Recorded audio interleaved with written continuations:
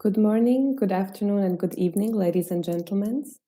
On behalf of GIVOPA Secretariat hosted in Bonn, Germany, it is a great pleasure for me to welcome you at the 4th Global WOPS Congress. We have an exciting operator stage event ahead of us on guidelines for customer survey and complaint management. Brief technical guidelines. We welcome you to join the participants chat on the right side. If you are joining the chat for the first time, you will be required to sign in, and we encourage you to sign in using your social media account or your email. If you wish to join the discussion and the Q&A at the end of the session, you're welcome to do so through the Wish to Speak Join Here button located at the right side below the session view. And please take a minute to complete the session evaluation survey that you will find at the bottom of this page. Without further ado, I would like to hand over to Marcel Lips, the marketing manager of Wittens Water Company. Marcel, the floor is yours. Thank you, Christine. Veronica, sorry. Good morning, everyone. I will start sharing my screen.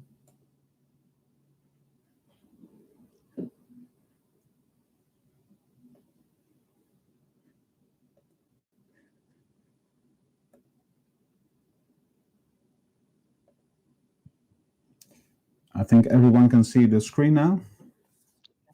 Okay. Well, welcome everyone.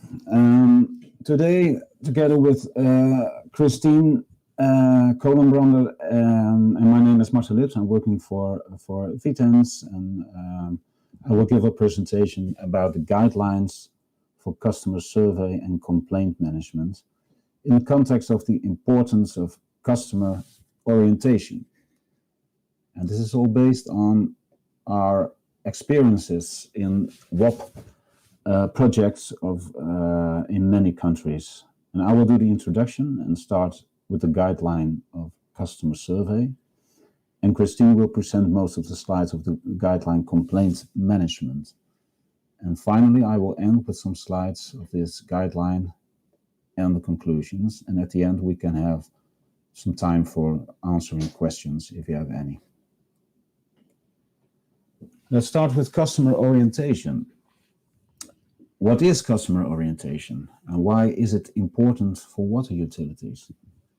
In general, the success of your organization depends on the way in which you anticipate the wishes and needs of your customers. And customer orientation is essential for achieving customer satisfaction. And observing the wishes and needs of the customer, anticipating them, and then acting accordingly. And customer insights will give information about expectations of customers, for example, about the product, about customer service, and secondly, the satisfaction of customers. And we can see most of the water utilities act in a non-competitive market and should be customer-centered, and therefore customer orientation is needed. Because customers make use of the water and customers pay the bill. That's why it is important to have a customer orientation. And what does it mean for water utilities, customer orientation? Customers should be satisfied. They should be satisfied with the product quality, with the water supply and the customer service. And this will attract potential customers, potential new customers, stimulate the payment behavior of existing customers, and even reduce NRW, non-revenue water. And that's why it is important to gather customer feedback and make action plans to improve customer satisfaction. And we will tell more about this context and importance and share our thoughts about customer survey and complaint management. And for both the customer survey and complaint management, the community of practice of Waterworks made some guidelines, the guideline for customer survey and the guideline for complaint management. And we will share it it will be shared by GWOPA and on the website and on the workplace. You can find it later this day on the website of GWOPA. So let's start with the guideline customer survey. I will show you the main subjects of this guideline, which can be used for setting up and improving a customer survey. We'll tell something about the background information and goal, the population target groups, the subjects, the organization of the survey, very important, analyzing and reporting, and of course actions and recommendations. It's very important to describe the reason for the customer survey. What kind of information is needed? What kind of problem should be solved by gathering customer insights? It's important to describe the current situation and the desired situation. And secondly, an important question is the organization ready to start working with the result? Because the ideal situation is that feedback is welcome and can be used for improvement of customer service. And all departments that deal with customers, like customer service, but also technical departments, will have to appreciate the results of the survey and the actions that should be taken. So it's not only importance of the client, of the customer service departments, but also for technical departments. And it's good to recognize who is the internal client and is sufficient support in the organization available. It may be necessary to hold discussions with concerned managers to remove any mistrust.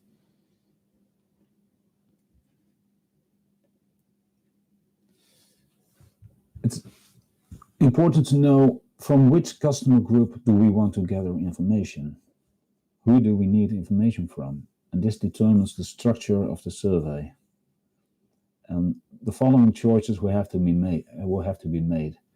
Do we want to have information about current and or potential customers, consumers and or business?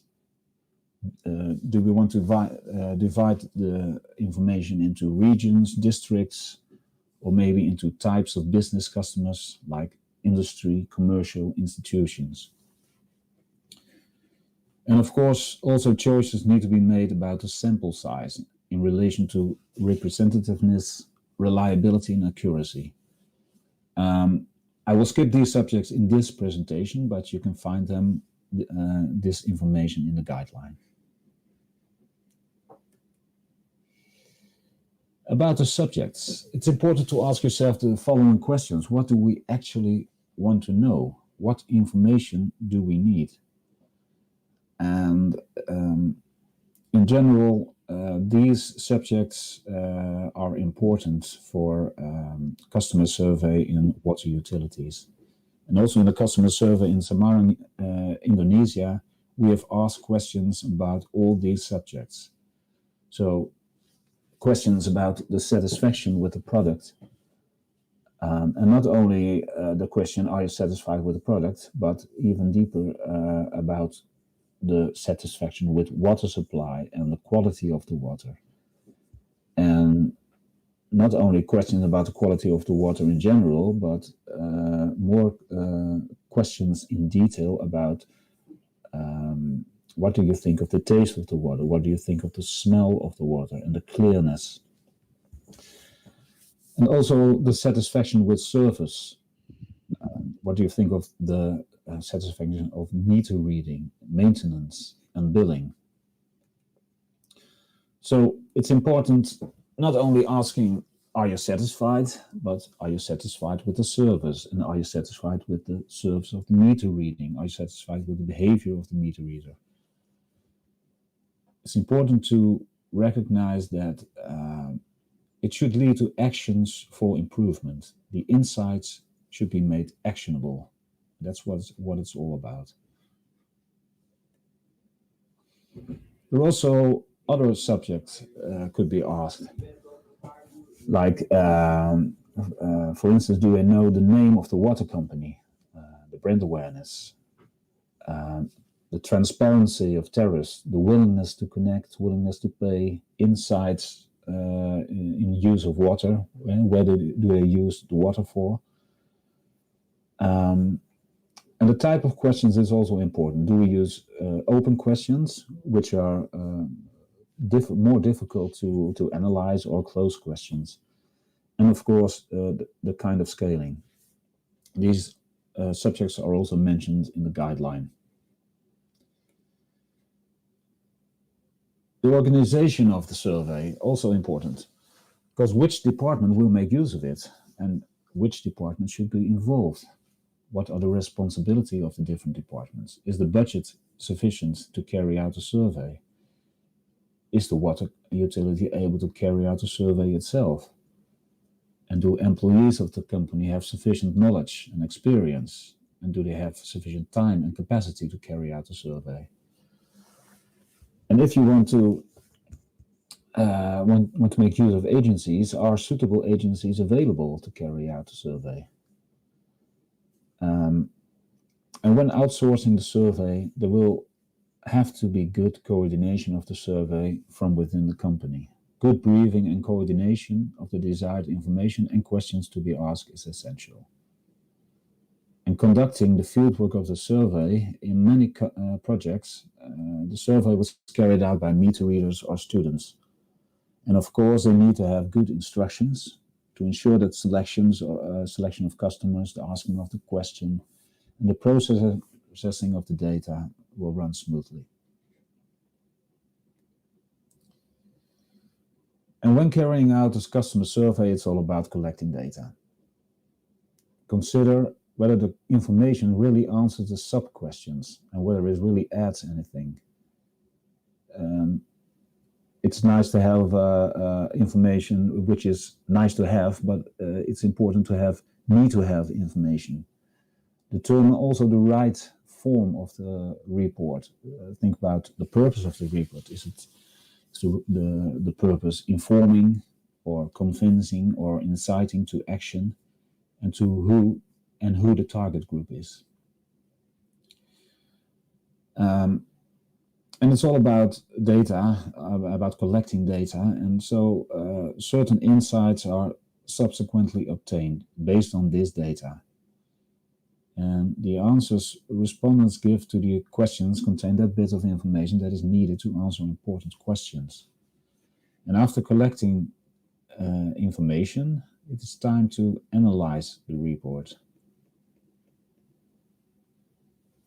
Make correlations between the details and conclusions in the report. Which answers to sub-questions reinforce each other? And where do you see a correlation throughout the survey? And a way of analyzing is to organize the data. So as the word implies, you bring order to the data. This creates patterns, giving you insight into the data. And another way of analyzing is comparing. Only when you compare the data with something else, the data gets a certain value. You compare if you're looking for similarities and differences. And a well-known pitfall is the difference between correlation and causality. In correlation, two events occur simultaneously. A classic example is the relationship between the number of people who drown and the sale of ice cream. If you can show that in periods when more ice cream is sold, the number of drownings also increases. But attributing the number of drownings to ice cream sales is not correct. So there is a correlation between drowning and ice cream sales, but not causality. And the attempt to reduce drownings by banning ice cream sales is doomed to fail. This is an example of a graph of the project in Indonesia, Semarang. And the graph show a comparison between different subjects of satisfaction with complaints. For instance, compare the satisfaction with attitude of the employee. That's the third one on the left, the blue bar, 3.5, with the satisfaction with follow-up information. That's the fourth one, 3.0. And we found out follow-up information and resolution time should be improved. And we also made a comparison between the different subjects of satisfaction and between the regions. And we find out that in the region of Timor, customers seem to be less satisfied with the attitude of employees. And the map on the right side shows regions in which customers are not satisfied with the service of billing. And it became clear that most of the customers in these regions, they pay their bills at the kiosks. And this could be a reason for dissatisfaction. So it's very useful to have a good analysis of the data. Another example is shown in these bar graphs. So not surprisingly, customers who experience intermittent supply are less satisfied with the water supply. So 3.2 compared with 3.7. But we found out that if customers experience the intermittent water supply the same day and the same time, and were also well informed, they were more satisfied compared to the customers who were not well informed about the intermittent water supply. And this was an important insight which made clear that most emphasis should be given to communication. It's very important to meet the expectations of the customers. So another example of a good analysis and making it actionable.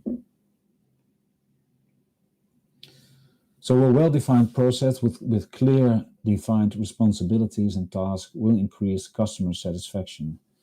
And it's very important that it needs to be embedded in the entire organization. There's not only a customer service department who have to work with the results, it's the whole, you could say, an attitude of the organization, which will need to be customer oriented. And it should be a part of customer orientation supported by the whole organization. And assigning responsibilities is one of the key factors that contribute to the success. Who is responsible for which action? How is progress monitored? What are related topics? And also very important, making a fixed agenda item on in the management team.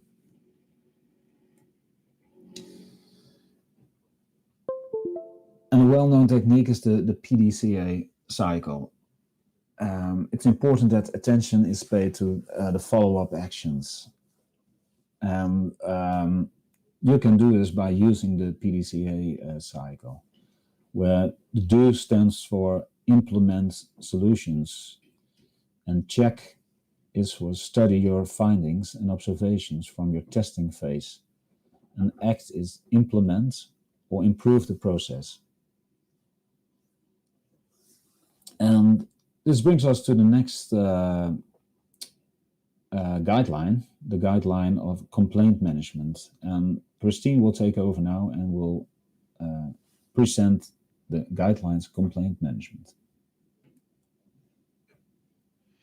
Thank you. You will share the PowerPoint for me? Oh, that's okay. Yeah. Okay, thank you. The guideline for complaint management also has a lot of things you have to do to get a very good complaint management and insight of the complaints in your business. There are many channels that the complaint will come to your office, the way we register it, the investigation of a complaint, responses to the customer, how do we respond to the customer, and how can we analyze it and report it, and what kind of action can we take, and what kind of recommendations can we give to you.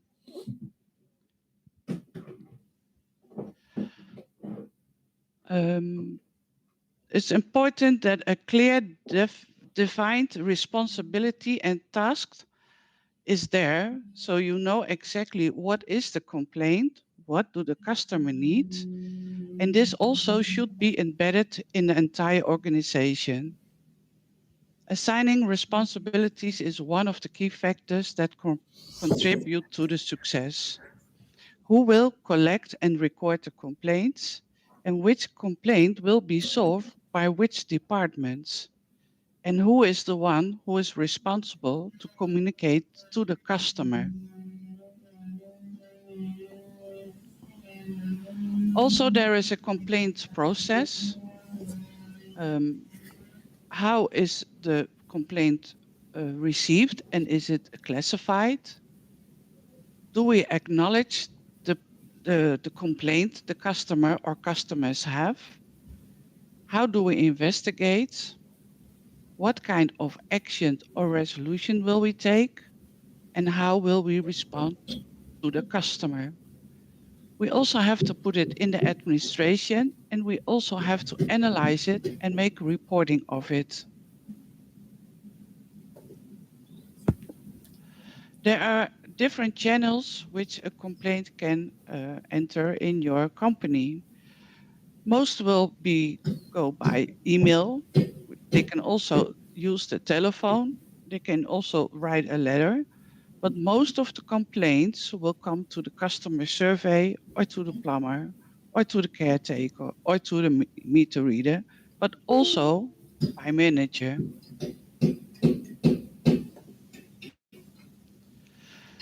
The registration of a complaint, you need to think about the personal data, the name, the address. Is it by email? Is it by telephone? Did the customer visit the water company? The classification of the complaint. Is it about billing? Is it about meter reading? Is it about customer survey, or is it a technical? Also, what kind of customer group do we have? Is it a household? Is it industry? Is it institution? And also the description. How long does the complaint exist? Or what is the effect of the complaint? For instance, if you have a burst in the pipeline and you have brown water, many customers will complain about the color of water, the smell of water, and it's not available to drink. But also we want to know how quick can we resolve this issue. The resolution data within agreed time frame. So we call it SLA or SLG. It means the service level of how quick we respond to the complaint and how quick we find a solution for this problem.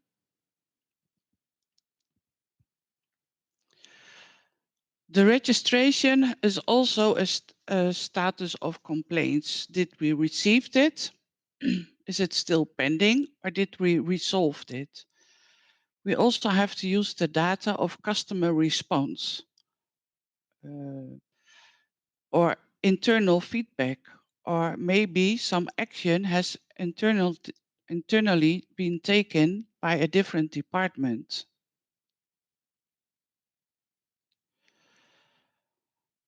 Who will get a notification to take action? Is it for your department? Is it for another department? And which type of complaint will be resolved by which department? Who will receive the resolution of the complaint and approve it? Can you approve it, or do you need approval from your manager? And who communicates back to the customer service so that they can communicate to the customer? For instance, if you have maintenance on a road and a whole area or a whole street is not getting water because of the maintenance, do you inform one customer or do you inform all the customers in the street? To whom should feedback be given, depending on the type of the complaint? Personal feedback by email, phone, or other channel. General feedback to a group of customers, for instance, directed to a neighborhood or a street. And when should feedback be given? Doing the resolution, it takes more time to resolve. manage the expectations to your customer. Maybe tomorrow I have an answer, or maybe next week I have an answer, so the customer knows what he can expect. Inform customers what the problem is, how long it will take, and what are the next steps. After resolving, inform the customer and also ask feedback and learn from the feedback of your customer. How should feedback be given? Is it a general feedback to a group or customer, or what channel do we use? You can also imagine that sometimes to inform all the customers takes a long time. You can also use the local radio, the TV, the social media, or announcement in a newspaper, the information card, an email, or use WhatsApp. But inform all your customers.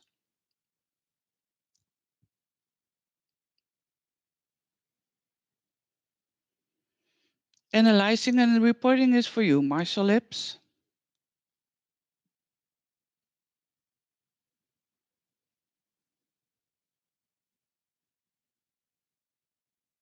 Are you still there?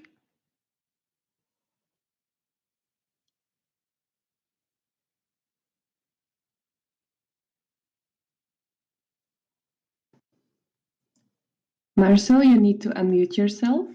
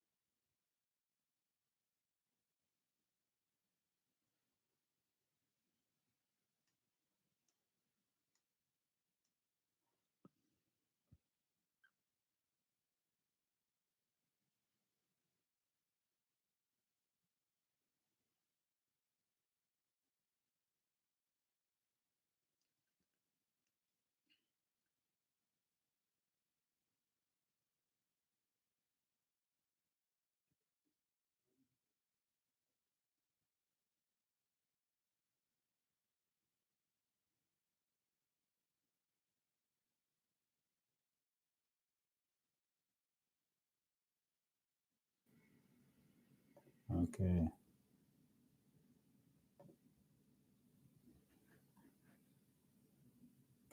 Yes, you're back.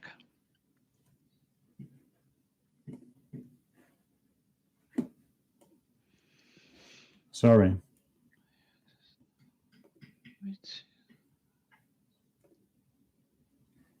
I'm back. Yes, you're back.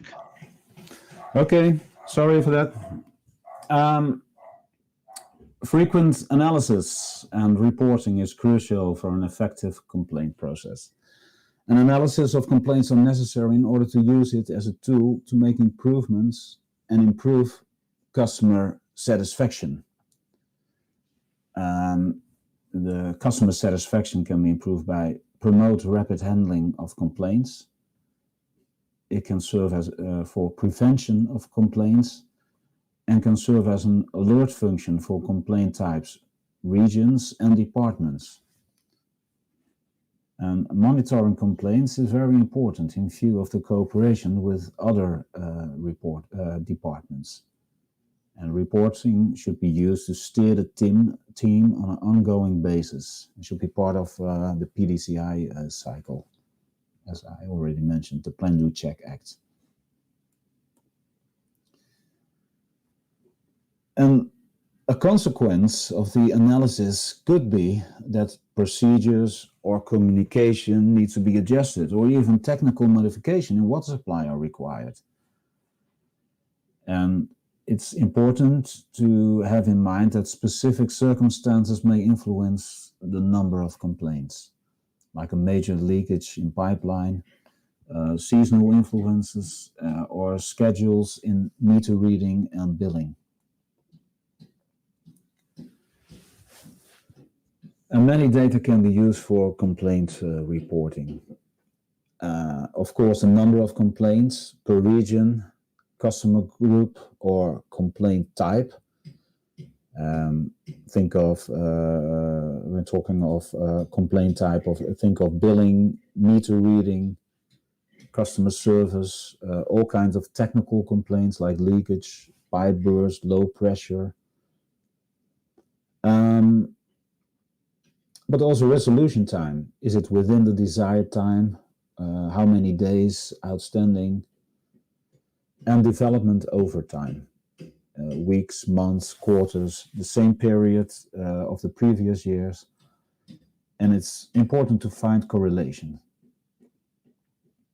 And this is in a graph in which a KPI is used for resolution time. And it's important to use a KPI, key performance indicator. It can be based on experience, on historic figures, but also based on ambition.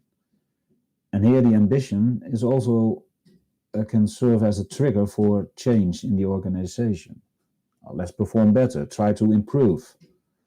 So when we have a look at the bar graph, we see there's more than 60% of the leakages is solved in time, and 25% is resolved, but it's resolved too late, and more than 10% is not resolved. So it can be used as a trigger for the whole organization to make actions to reach the KPI. So it's not only important to resolve the complaints, but also to resolve them in time. And analysis and reports should lead to actions, and this will stimulate all departments who are involved.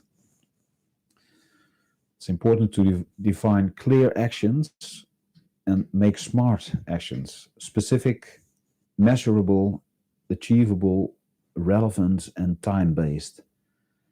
And cooperation with other departments, especially commercial, customer care, and technical distribution departments, is very important. It's very important to understand that customer satisfaction is everybody's responsibility. And reporting should be part of working routine, and it's good to automate the reporting as much as possible. And I think it can even work out that employees will feel much more appreciated when they are working in a customer-oriented company.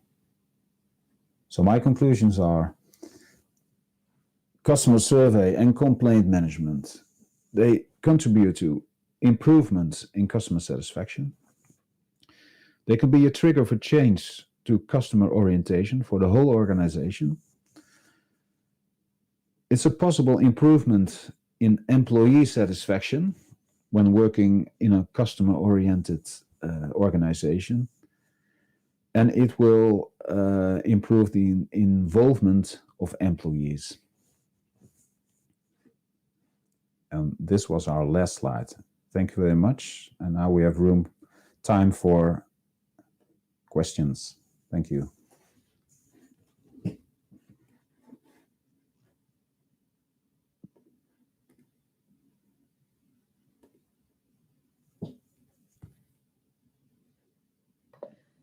Thank you very much, Marcel, and thank you very much, Christine. We have received a couple of questions from the audience already. Maybe I can raise them. First question, could you give advice on how long the survey could be for the customers being willing to answer? Is there a range of number of questions or time it takes that it is appropriate? It depends on the subject, and I think it's also a little bit depending on the culture, but in general, I think it shouldn't take more than 10 to 15 minutes. But it's depending on the situation.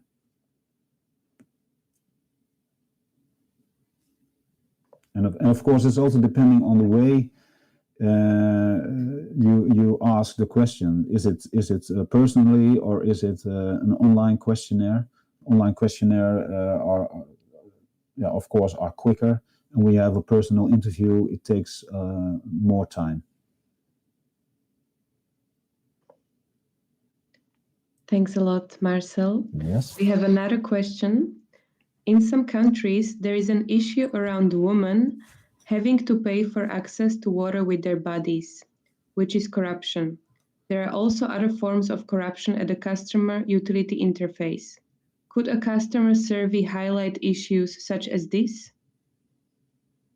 Oh, it's a difficult one. I think it will be difficult to ask this kind of questions, and I think it won't be easy to answer these kind of questions. In general, respondents, customers should feel safe to answer questions, and of course it needs to be anonymously, so that will help customers giving their answers.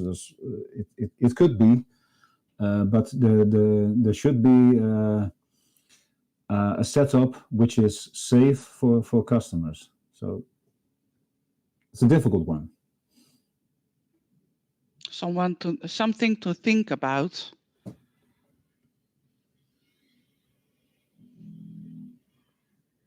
But it should be anonymously. That's correct, and also depends what kind of type of questions you have, and what kind of answers are you looking for. Yeah, that's true. Thanks a lot, Christine and Marcel. I would just like to encourage the audience that now is the time. If you want to join in the session and ask questions live, you can do so through the button that you see on the right bottom side below the screen, saying "Wish to speak, join now."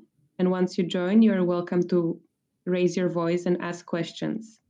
In the meanwhile, I see there is another question from the audience on how to change the organizational culture to be customer-oriented. It can be difficult. Yes, it can be difficult. Yeah, that's certainly true. But I think when you when you organize a customer survey and you have the data of customers, it will encourage all the employees to take care of it, to notice. They will be stimulated.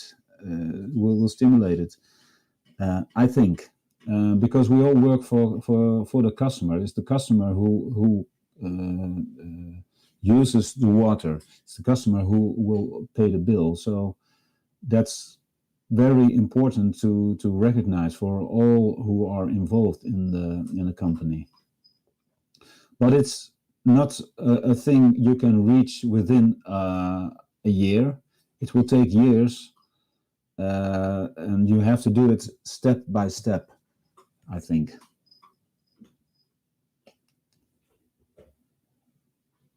I think the approach should be like a commercial organization. When they are not serving the customers in the right way, they will lose their profit, and we will have to take care of the wishes and needs of the customer.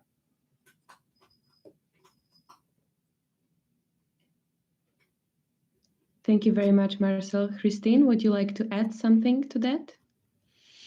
No, I agree with what Marcel Lips is saying. I also know that if you have a customer survey, it also requires that maybe once a year or once in 2 years, you have to do a follow-up. So you also know that the action that you have been taken, is it a follow-up by the employees of the water company? Are the customers more satisfied than before? So you also know what if you're doing very well, yes or no, or is it still necessary to take more action? It's a learning process. Yes, I agree. That's a good point you mentioned, Christine, because monitoring is very important. Then by monitoring, you can see the hopefully the progress, how the satisfaction is improving, and that this kind of information can encourage the organization and also the employees in working in a customer-oriented way.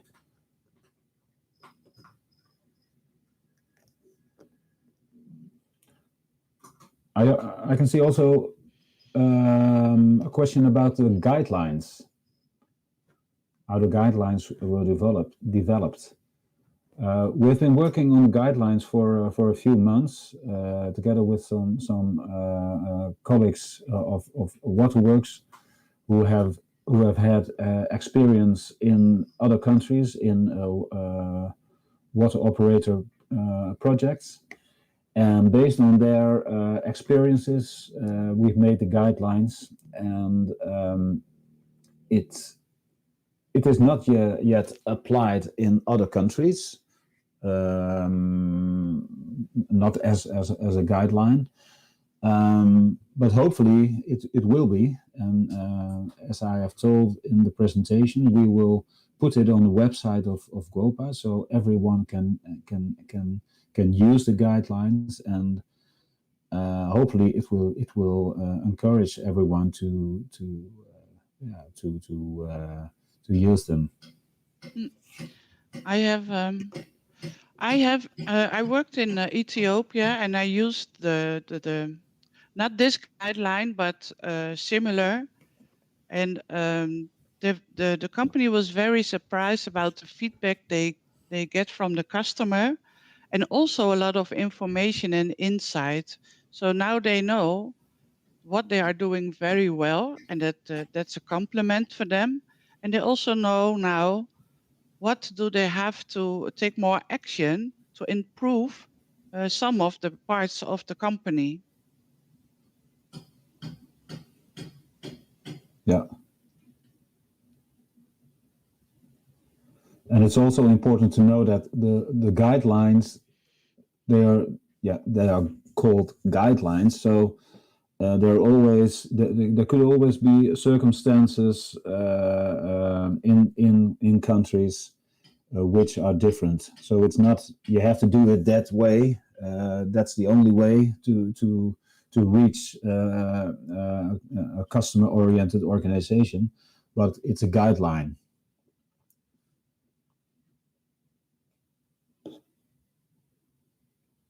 Yes, are there other questions? Thanks a lot to both of you. Right now, I don't see any other questions in the chat, but I can see that Justin Moshi has joined us I believe, for this Q&A. Justin, maybe you can unmute yourself, even turn on your camera if you wish to do so, and you can contribute to the discussion and ask questions.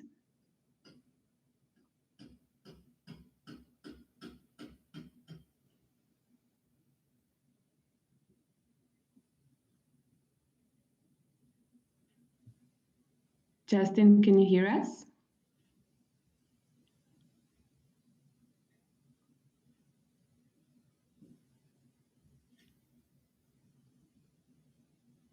In case you struggle to unmute yourself or turn on your camera, I would encourage you to leave this meeting and come back through the same button as you have joined, and we can try again.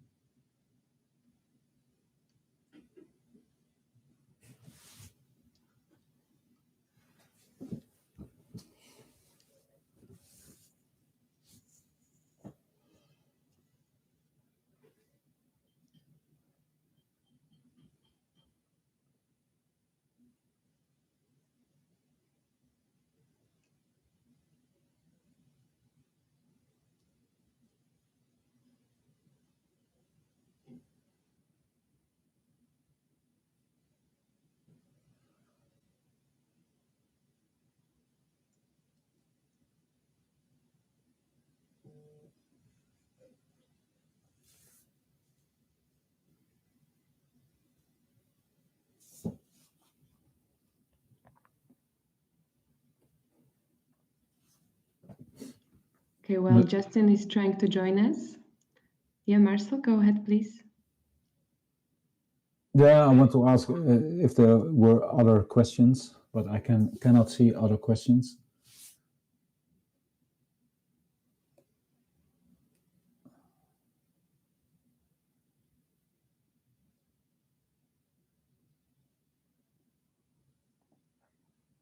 Yeah, at the moment we have no other questions from the audience. Maybe Christine could, in the meanwhile, while Justin is trying to come and join us again, elaborate a bit more on the experience with applying the guidelines in Ethiopia, was it? Yeah, it was in Ethiopia. We the organization was asking to have more information about the customer, what they think of the water company, and it was a total package of the quality of the water, the maintenance, the billing, and the meter reading, and also where is water used for? Is it only used for drinking water or also for giving water to the animals? Because most people in Ethiopia have 2 or 3 animals, and we wanted to know if they use the water also for the animals or only for drinking water for themselves. And with the information we get, we learn a lot about that most customers have 6 or 8 persons in the house, or average animals are 3 or 4 animals in house, and they didn't use the drinking water for the animals because they use it for something other water. What also gives a lot of insight was that every company has a mission and a vision, and you can also compare it. Are you still doing your mission and vision of the water company? And how can you improve yourself by promising you will take action and you will solve a problem in a few days or weeks? And then look at the answers of the customer, and are you still making your promise true? Do you solve it in 1 week or in 2 weeks or in 1 day? And also the employees, I saw that many employees were very happy because they got a lot of compliments from the customers that the employee is very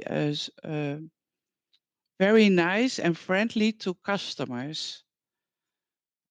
So they were very, very happy, but also inside, we asked in Ethiopia also if there are a lot of poor people, and FAI also has poor projects, pro-poor projects, and we were asking if people who have a job or have earned a lot of money, are they willing to help the people in Ethiopia who don't have so much money to give them also drinking water? And the first time, my project manager looked at me and think I was crazy.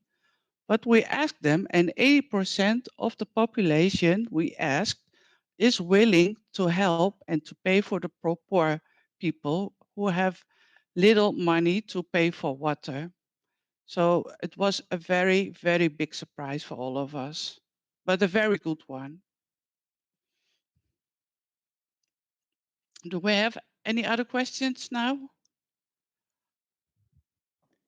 Thanks so much, Christine. It's very inspirational and also very nice to see how the participants are interested in the survey, in the guidelines. We have another question on whether the survey distinguishes between male and female respondents so that you can do a gender-based assessment of issues. Yes, you can also divide when you make the guidelines for your water company. Do you want to have 50% female, or do you want also men in it? And to have a valid research, it's important to have describe how many customers, or what is the target you want to ask questions for? Marcel, you have anything to add? No, I don't have anything to add because it is possible to do it in that way. Yeah, that's true. Yeah. Yeah. And maybe to add on your what you were saying about Ethiopia, Christine, I'm involved in the project of Semarang, Indonesia, and we are doing a lot of customer surveys, and it's working very well. And I think, in my opinion, it's like some sort of transformation and to a customer-oriented organization. Asking asking customers about what do they think about the communication, for instance, when facing interruption in the water supply, or what do they think about the intermittent water supply? What do they think about the communication? So we have to ask a lot of questions to the customers, but it gives you a lot of information.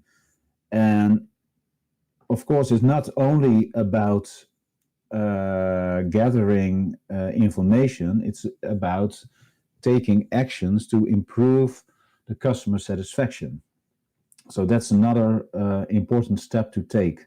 It's not on because we want to gather reports and data. No, it's because we want to make things better.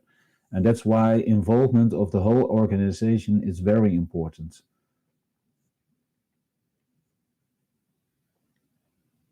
Thank you very much, Marcel. And I think we have a nice bridge to the next question. As you said, it's not about gathering information, but about taking actions. And we have a question coming back to Ethiopia. How did the results from the survey in Ethiopia generated changes for the utility? Are they making use of the data they gathered? Maybe a question to Christine. Yes, because we also found out that the village, we made the customer survey, is a big business. There are also a lot of industries. And we also found out that there are more and more people are working in Ethiopia in that particular area. So we also found out that maybe in the future, we need more water, we need more pipelines, because the village was growing and growing and growing. And the capacity of water supply was not sufficient, but also knowing that in the future, your village is growing and there is more industry and more people need water. So you also have to think about the future, how to supply all the people from water. So that is a new challenge for the water company to think about, to talk about, and make plans for the future.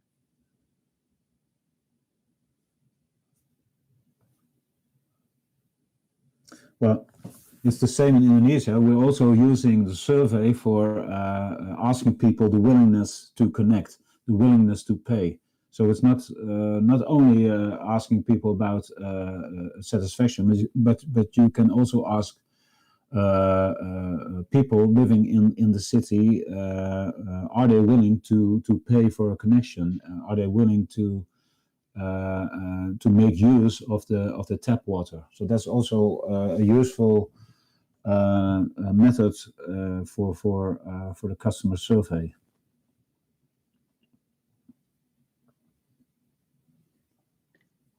Thank you. And I see we have another question. Are the results of the customer survey made publicly available? What is your experience here? Well, that depends on the purpose of the customer survey. Sometimes it is made publicly available. Sometimes it's important to show all your stakeholders you are doing well. You have a customer satisfaction of 7.8 or something else. So it can be useful, but I think only in general terms. I think the most important is to use the results, as I have already told, to make actions, to do something with the information.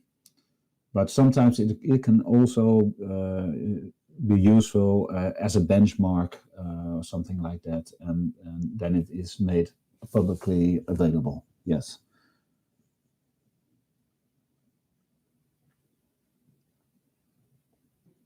And then maybe coming back to the question that was already asked before, as it is about taking actions and make changes, I would like to ask two of you, coming back to the question, how to change the organizational culture to be customer oriented with your experiences from different countries.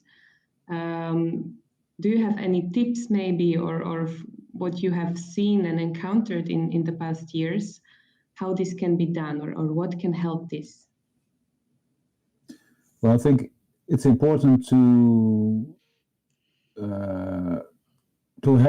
keep in touch with the management, with all the departments, also departments who are maybe more technical oriented, like solving technical problems. But in the end, it's all because we want to serve our customers.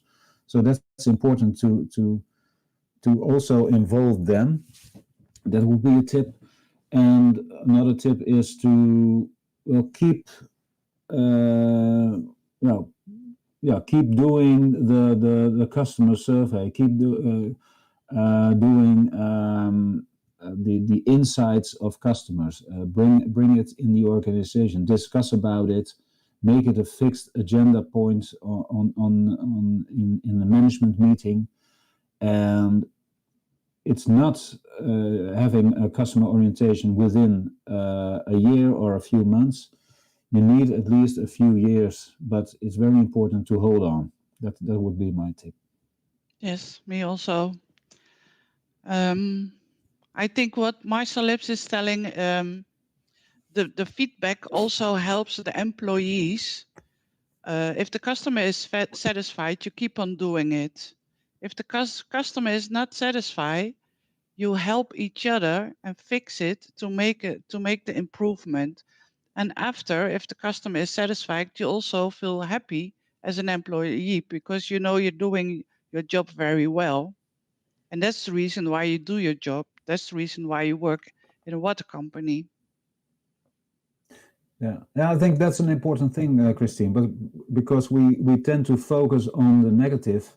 So when customers are not satisfied, but it's also very important to keep in mind that customers are satisfied, and that's important for employees. Yeah.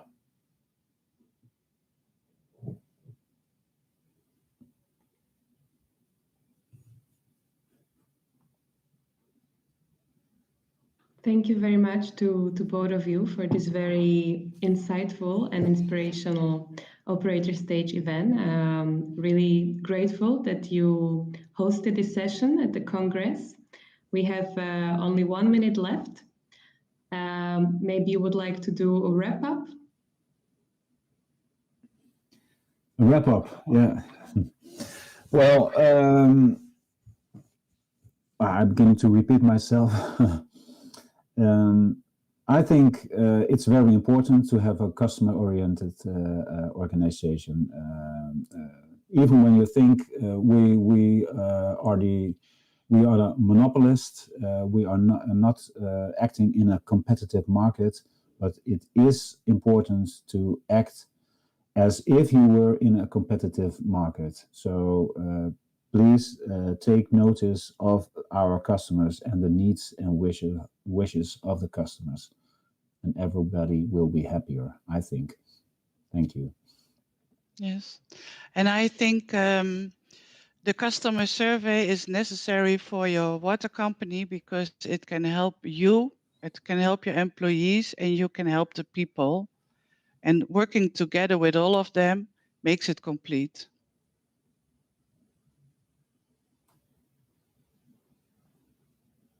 Thank you. Thank you very much again. And as Marcel said, we will make it available and share it on GWOPA website, and you will be able to find useful resources on the Congress venue as well. Thank you. Great. Thank you. Thanks.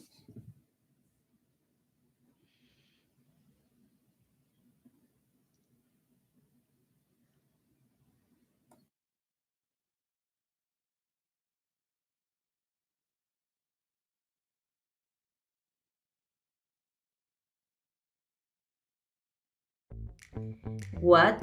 Already over? No, we have plenty more options to continue the discussions and peer exchange beyond the Congress. Tell me more. What are the options? Well, GWOPA membership, for example. By becoming a member of GWOPA, everyone can connect to a global alliance of practitioners and experts. There are two ways of becoming a member.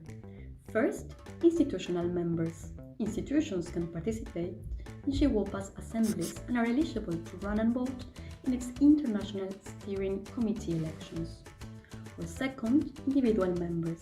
Individuals can connect and engage with peers in the online GWOPA community. We have created a space that allows for networking and easy communication. Meet future WOP partners, stay up to date on project opportunities, and participate in peer-to-peer learning opportunities. Sounds great.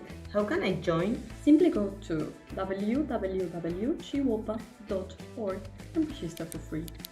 If you want to know more, you can follow GWOPA on social media and subscribe to the newsletter.